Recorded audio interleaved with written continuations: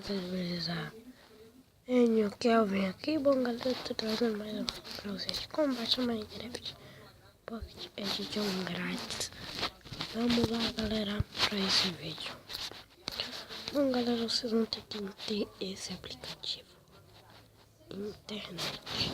Vocês vão vir clicar nela e botar. Vocês vão vir até Aptoide. Aí vocês vão clicar aqui. Depois tem todos os jogos. Todos que vocês imaginarem. Tem GTA, Andres. Aí ó, GTA San Andreas. GTA San Andreas, Assassin's Creed. Eu acho que eu vou baixar, peraí, deixa eu ver. Se tem memória.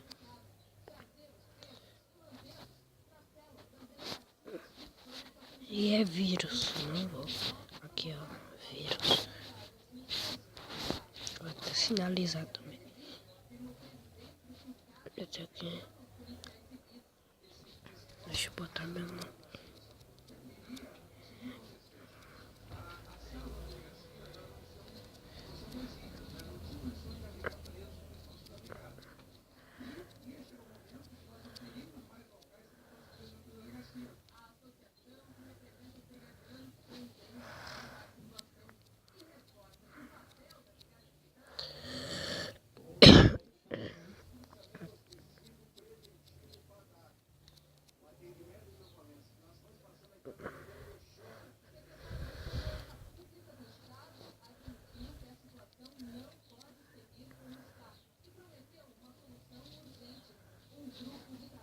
Então galera, eu vou dar um corte que eu não posso mostrar minha senha. Falou. Bom galera, voltei, não funcionou.